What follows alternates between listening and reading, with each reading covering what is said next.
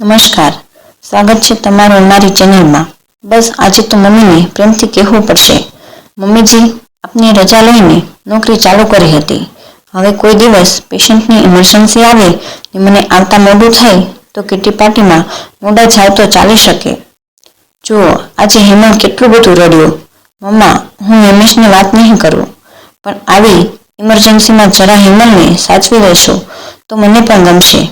પછી વિચાર આવ્યો, જવા દે, હિરલ કદાચ મમ્મીજીને ખરાબ લાગી જાય તો કહીને વિચાર માંડી લાવ્યો. હેમલને સમજાવ્યો, અરે બેટા, તું રડે છે કેમ?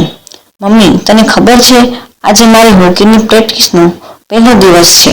1-2 મિનિટ મોડું થયું એમાં રડવાનું. રમા, તે બધું હેમલ માટે તૈયાર કરીને બેગમાં મૂક્યું છે ને? હા ભાભી.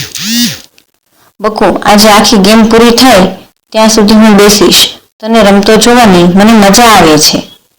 ઓર્થોડોન્ટિસ્ટ હિરલ યુનિવર્સિટીમાં પહેલીવાર આવી ત્યારે વિચારી રહી હતી, લગ્ન પછી સાસરેથી કામ કરવાનું રજા મળશે કે નહીં. હંમેશને મમ્મી તેમજ પપ્પા આધુનિક વિચાર ધરાવતા હતા. હંમેશે પોતે પણ કેન્સર સ્પેશિયાલિસ્ટ હતો. હિરલ સવારે 3 કલાક અને સાંજે 2 કલાક જતી, તેથી ઘરની જવાબદારી નિભાવવામાં વાંધો ન આવતો. આ મુંબઈનો ટ્રાફિક ઘણીવાર મોડું કરાવતો. નસીબ જેને તેનું દવાખાનું 1 માઇલ દૂર હતું. હેમલની શાળા પણ ખૂબ નજીક હતી. હોશિયાર હિરલે બધો વિચાર કરીને પપ્પા તેમજ મમ્મી પાસે એવો 4 બેડરૂમનો ફ્લેટ લેવડાવ્યો હતો જ્યાંથી બધું નજીક હોય, માત્ર હંમેશને દૂર પડતું. પણ તેને જરાય વાંધો ન હતો. મમ્મી, પપ્પા, હિરલ અને સુપુત્ર બધાની ખુશીમાં તેની ખુશી સમાઈ હતી. હંમેશની બહેન અમેરિકા અને પોતે નાનો હોવાને કારણે મમ્મીનો ખૂબ લાડકડો હતો. હિરલ અને હંમેશે જ્યારે પહેલીવાર મળ્યા, આંખોથી આંખો ટકરાઈ અને બીજાને જચી ગયા. પ્યાર પૂછીને ન થાય.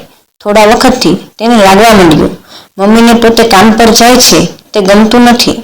મમ્મીને ક્લબ તેમજ કિટી પાર્ટીઓમાં વ્યસ્ત રહેવાનો શોખ હતો. મમ્મી, આજે એક ઇમરજન્સી કેસ આવ્યો છે. મને સાંજના આવતા વાર લાગશે. રાતની બધી જવાબદારી હિરલની રહેતી. ઘરે બધા મોડા આવે એટલે જમવાનો સમય રાતના 9 વાગ્યા પછી. મહારાજ પાસે રોજ ભાતની વાનગીઓ બનાવડાવે. જરૂર પડે ત્યાં મદદ પણ કરે. આમ હિરલ પોતાના પ્રેમાળ વર્તનથી ઘરના બધાને ખુશ રાખતી. તેને ખબર હતી, જો હું બધાને ખુશ રાખીશ તો તેઓ પણ મારી કાળજી કરશે. આ સુખી લગ્ન જીવનનો મંત્ર આણામાં આપીને માતા તેમજ પિતાએ વળાવી હતી. આમ તો નીતા અને નિલેશ ખૂબ પ્રેમાળ હતા. પુત્ર તેમજ પુત્રવધૂને પ્યાર આપતા.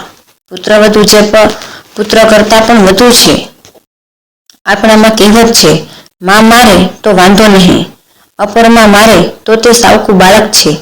એ યુક્તિ પ્રમાણે માતા દીકરીને પ્રેમથી ધમકાવીને મારીને કહે તો વાંધો નહીં. સાસુને કોણે પરવાનગી આપી? આજકાલની સાસુ જરા પણ સાસુપણું કરતી નથી. છતાં ભારતીય સંસ્કૃતિ પ્રમાણે સાસુ નામનું પ્રાણી ભયંકર હોય છે.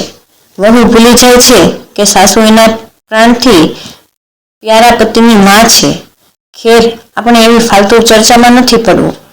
નીતા આધુનિક સાધન સંબંધ સ્ત્રી. તેણે પોતાની જિંદગી જીવવાની આગવી રીત હતી. હિરલને તે વાત ગમતી પણ ખરી. આ તો જરા વખત આવે સમય સાચવી લે તેવું ઈચ્છતી. સાસુ વહુ ખરીદીમાં નીકળે ત્યારે નીતા અચૂક હિરલના અભિપ્રાયને દાદ આપતી.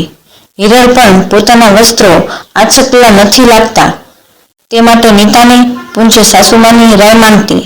ખેર, વાસણ હોય તો ખખડે પણ ખરા, તેથી કોઈ ગોબો પડ્યો છે સમજી ફેંકીને ન દેવાય. આજે હિરલ બહેનપણીઓ સાથે સિનેમા જોવા ગઈ હતી. હંમેશે ખાતરી આપી હતી કે ઘરે સમયસર આવી જશે એટલે હેમલની ચિંતા હતી નહીં. હવે રસ્તામાં મોટો અકસ્માત થયો તો હેમલની 4 ગાડી આગળ બરાબર ફસાયો હતો. હિરલ તો નિશ્ચિત પણ સમય થયો એટલે નીકળી ગઈ હતી. હેમલને ઘરે આવતા 2 કલાક નીકળી ગયા. નીતાને બહેનપણી લેવા આવવાની હતી. તેને ના પાડવી પડી. આજે નીતાનો ગુસ્સો ગયો. શા માટે હિરલે હંમેશા આવે ત્યાં સુધી રાહ ન જોઈ. નીતાને પોતાનો દિવસ બગડ્યો તે જરાય ન ગમ્યું. હવે આમાં હિરલનો શું વાંક? હંમેશા ઘરે આવીને માતા પાસે દિલગીરી વ્યક્ત કરી, મમ્મા ચાલ, તને ત્યાં જવું છે ત્યાં મૂકી જાઉં. હવે શું ફાયદો? કેમ, હજુ તો 2 કલાક બાકી છે.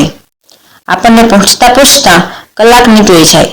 આ સમયે મુંબઈનો ટ્રાફિક જોરદાર હોય. આમ નીતા, હમેશ અને હેમલે સાથે સાંજ પસાર કરી. દાદીને પણ દીકરા સાથે આનંદ કરવાની મજા આવી. પણ નમતું ચોખે એ બીજા, હિરલ આવી નથી ને તેનો બધો નશો ઉતરી ગયો. નીતા એકધારું આખી સાંજ કેવી ગઈ તેના વિશેનો અહેવાલ આપી રહી હતી. હિરલે મૌન વ્રત ધારણ કર્યું. તેને હતું, જો હમણાં હોકારો પણ પુરાવીશ તો સાસુમાનું છટકશે. ભણેલી ગણેલી સંસ્કારી હિરલ મૌન પરમ ભૂષણમાં માનતી હતી. જ્યારે મમ્મીજીનો ગુસ્સો ઠંડો થશે ત્યારે વાત કરીને પોતાના રૂમમાં જતી રહી. નીતાના એકધારા વાણી પ્રવાહને કારણે સ્તબ્ધ બની ગઈ હતી. હંમેશ ઘરમાં હતો છતાં પણ એક શબ્દ બોલ્યો ન હતો. હંમેશ ખૂબ કુશળ પુરવાર થયો તે જાણતો હતો. જો વચમાં બોલીશ તો મા અથવા વાહલી પત્ની બેમાંથી એક ગિનાશે. ચૂપ રહેવાથી મામલો બિચકતા પહેલા થાળે પડી જશે. એ બંનેને ઓળખતો હતો. મોટે ભાગે નીતા અને હિરલ આખો દિવસ સાથે હોય. જ્યારે પ્રેમથી વાતો કરતા હોય તો બંને એક પક્ષમાં ભળી જતા. નિલેશ અને હંમેશે જ્યારે પોતાનું સ્થાન સાચવવા મૂંઝતા હોય ત્યારે નીતા અને હિરલ તેમની ફિરકી લેતા. બાપ બેટા સમજી ગયા હતા. આ બેઉની વચમાં ન બોલવામાં જ તેમની સલામતી છે. બીજે દિવસે જ્યારે બધા ડાઇનિંગ ટેબલ ઉપર સવારનો નાસ્તો કરતા હતા ત્યારે હળવેથી હંમેશ બોલ્યો, મમ્મી, કાલે હેમલ સાથે રમવાની મજા આવી ગઈ. હેમલે તેની મમ્મીને 1 મિનિટ માટે પણ યાદ કરી ન હતી. હિરલના કાન ચમક્યા. 3 જણાએ જ્યારે મજા માણી ત્યારે મમ્મી શા માટે મારા પર ઉતરી પડ્યા? 2 દિવસ પછી ઘરમાં મહેમાન આવવાના હતા. મમ્મી અને હિરલ ટેબલ સેટિંગ્સ ગોઠવી રહ્યા હતા.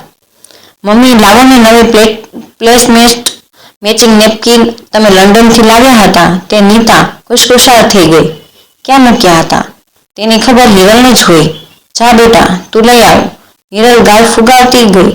હા, હવે મને ખબર છે. ખોટો ગુસ્સો નહીં કર. સાંભળ, હા, મને હંમેશે તેમજ હેમલ સાથે મજા આવી હતી. આ તો તું મજા કરીને આવી એટલે તને ખબર પાડવા નાટક કર્યું હતું. ઓ મમ્મી કરતી હિરલ પ્યારથી સાસુમાને ભેટી પડી. તો મિત્રો, તમને આ કહાની કેવી લાગી કોમેન્ટ બોક્સમાં જરૂર જણાવજો. અને પસંદ આવી હોય તો લાઈક અને તમારા મિત્રો સાથે શેર કરશો. અને આ ચેનલને સબસ્ક્રાઈબ કરવાનું ભૂલશો નહીં. કહાની પૂરી સાંભળવા માટે તમારો ખૂબ ખૂબ આભાર. જય શ્રી કૃષ્ણ.